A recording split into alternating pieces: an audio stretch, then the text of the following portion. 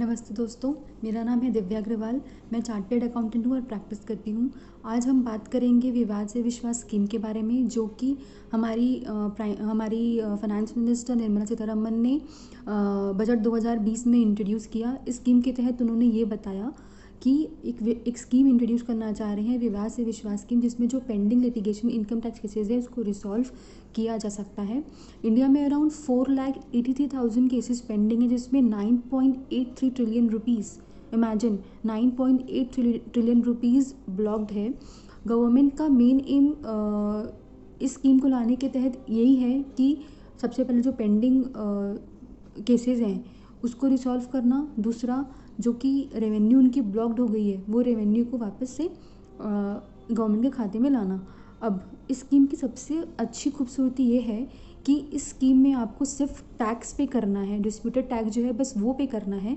आपको पेनल्टी से, इंटरेस्ट से और प्रोसिक्यूशन से, जेल जाने का नोटिस वगैरह जो होता है, इन तीनों चीज़ों से आपको छूट मिल जाएगी, आपको रिलीफ मिल जाएगी। इन तीनों चीज़ों से आपको सिर्फ डिस्प्यूटेड टैक्स पे करना है। देखिए दोस्तों, नॉर्मली जो इनकम टैक्स होता है, जो डिस्प्यूटेड टैक्स होता है, उसका 100 से 300% टैक्स इसका लगता है, पेनल्टी लगती है, और मिनिमम 1% पर मंथ इंटरेस्ट लगता है। तो कई केसेस में तो जो इनकम टैक्स, जो डिस्प्यूटेड टैक्स है, उसको इंटरेस्ट और पेनल्टी सरपास कर जाती है। मतलब पेनल्टी और इंटरेस्ट जो है वही बहुत ज़्यादा हो जाती है इनकम टैक्स से, तो लोगों के लिए बहुत मुश्किल हो जाता है ये सब हटाना। ये स्कीम सबसे बेस्ट स्कीम है अगर आप छुटकारा पाना चाहते हैं इस विवाद से तो। और ये स्कीम की सबसे अच्छी खूबसूरती है कि आपको सिर्फ टैक्स पटाना है।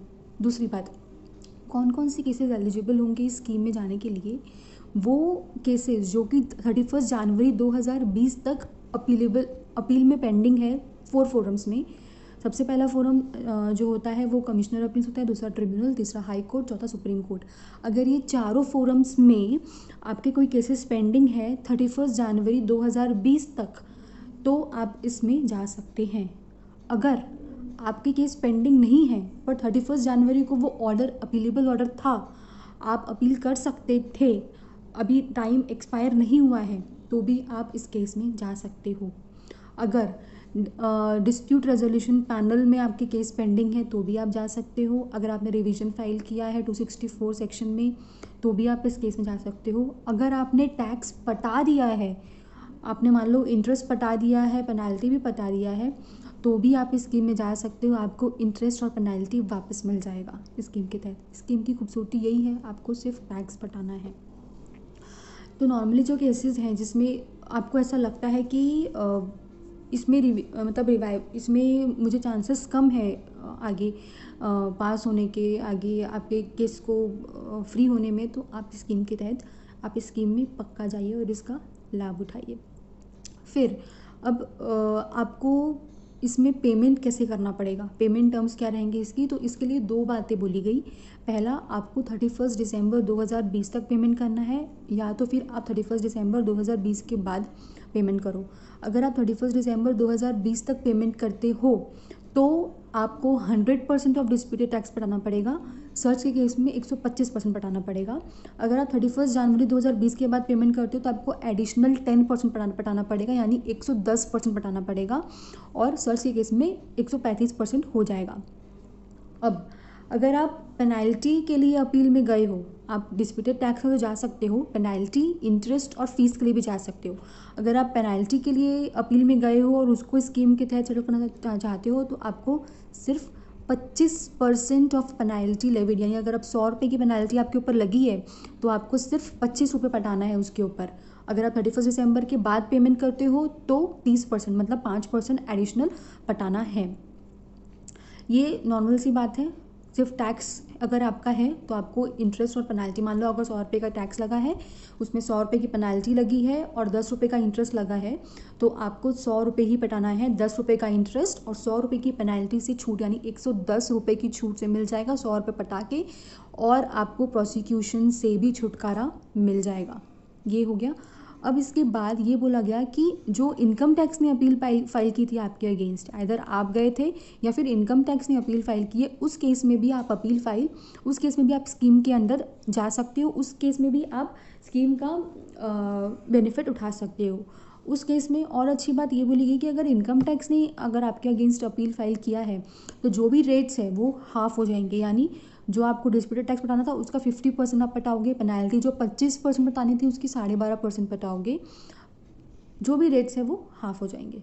अगर हायर एपलेट ट्रिब्यूनल में आपका पहले ये केस रह चुका है और वहाँ से केस आपके फेवर में आया है तो आप इस केस में 50% पटा के छूट ले सकते हो। अब ये थोड़ी समझने वाली बात है कि जब मुझे हायर एपलेट फोरम से वो चीज़ उस केस में रिलीफ मिल गया था तो मैं क्यों यहाँ पे जाके और 50% पटाऊँगी, जबकि मुझे पता है कि आगे मुझे इस चीज़ का रिलीफ मिल सकता है। तो ये थोड़ा क्वेश्चनेबल है कि इसमें जाना चाहिए या नहीं जाना चाहिए, इरिस्पेक्टिव ऑफ फिगर इन्वॉल्व। अगर फिगर बहुत ही मामूली सा है तो हम सोच सकते हैं जाने के लिए। ये सारे केसेस हो गए, मतलब आपको पेमेंट जो करना है वो 31 दिसंबर तक ही करना है। अब इसकी रिफ़ंड पॉलिसी क्या है, कैसे कैसे आपको इसका रिफ़ंड मिलेगा। देखिए, अगर आप स्कीम में जाने से पहले, डिक्लेरेशन फाइल करने से पहले अगर आपने पेमेंट कर दिया है तो आपको जो भी एक्स्ट्रा पेमेंट किया उसका रिफ़ंड मिल जाएगा, लेकिन ये रिफ़ंड विदाउट इंटरेस्ट मिलेगा। जो 0.5% पर मंथ इंटरेस्ट मिलता है इनकम टैक्स के रिफ़ंड में वो आपको नहीं मिलेगा, विदाउट इंटरेस्ट मिलेगा। आप डिक्लेरेशन में चले गए, आपने फाइल कर दिया डिक्लेरेशन, आपने टैक्स भी पे कर दिया, अब आप बोल रहे हो कि नहीं मुझे अब स्कीम में नहीं जाना है, मुझे स्कीम से निकालो, तो आपको वापस नहीं मिलेगा टैक्स। नाउ अब इसके बाद प्रोसीजर क्या होगा इसका, कैसे आपको फाइल करना रहेगा। देखिए, इसके लिए 5 फॉर्म्स बनाए गए हैं। सबसे पहला आप डिक्लेरेशन फाइल करेंगे, फॉर्म 1 और फॉर्म 2 दो एक साथ जाएंगे। फॉर्म 1 में ये बोला गया कि आप जो भी असेसमेंट ईयर में जाना चाहते हो वो असेसमेंट ईयर, जो भी डिस्प्यूटेड टैक्स है वो एंटर करो, असेसमेंट ईयर एंटर करो, डिस्प्यूटेड टैक्स जो भी आपका पेनल्टी लेविड है वो बताओ, सारी डिटेल्स भर के दो, और अगर आपने कुछ पे कर दिया तो उसमें से लेस कर दो, जो आपका बचेगा वो टैक्स पेबल होगा। अब ये बोला गया कि अब फॉर्म 1 तो हो गया, अब फॉर्म 2 साथ में जाएगा और जो कि आपका वेवर रहेगा, मतलब आप ये अंडरटेकिंग लोगे कि मेरे जो भी रेमेडी अवेलेबल है इसके अगेंस्ट वो मैं सारे वेव करती हूँ अपने राइट्स, और मैं अब इसके अगेंस्ट कहीं पे भी रेमेडी ऑप्ट करने नहीं जाऊँगा या जाऊँगी, और ये करके आप फॉर्म 1 और 2 अपलोड करोगे। देन उसके बाद वहाँ से इनकम टैक्स से 15 दिन के अंदर सर्टिफिकेट आएगा। जो टैक्स पेबल आप बता रहे हो वही टैक्स उतना उनका कैलकुलेशन आ रहा है कि नहीं वो सही, वो पूरा कैलकुलेट करके बताएंगे। वो सर्टिफिकेट आ जाएगा। उसके बाद जैसे ही ये सर्टिफिकेट आएगा आपको 15 दिन के अंदर अंदर चालान पटा के फॉर्म 4 में चालान की डिटेल डाल के अपलोड करना है। ये बताना है कि हमने चालान पटा दिया है with proof of withdrawal of appeal. आपको अपील आपने विड्रॉ कर ली, ये प्रूफ बताना पड़ेगा। देखिए, अगर CIT अपील यानी कमिश्नर अपील और ट्रिब्यूनल में केस पेंडिंग है तो जैसे ही फॉर्म 5 जैसे ही सर्टिफिकेट आता है वैसे ही आपका appeal deem to be withdrawn माना जाएगा, डीम टू बी विड्रॉन।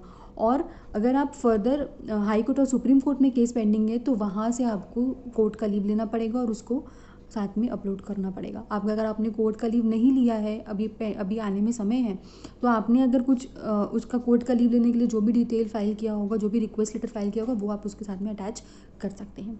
फिर 15 दिन के अंदर अंदर आपको डेजिग्नेटेड अथॉरिटी से ऑर्डर आ जाएगा जिसमें वो लिखा रहेगा कि अब आपके सारे डिस्प्यूट्स रिसॉल्व हो चुके हैं और आपने पूरे टैक्सेस पे कर दिए हैं। ये प्रोसीजर है। अगले वीडियो में हम समझेंगे जो बाकी चीज़ें हैं, जो सर्कुलर आया था जिसमें क्लैरिफिकेशंस आए थे और कुछ चीज़ें और हैं, वो समझ के इस टॉपिक को क्लोज करेंगे। बाय।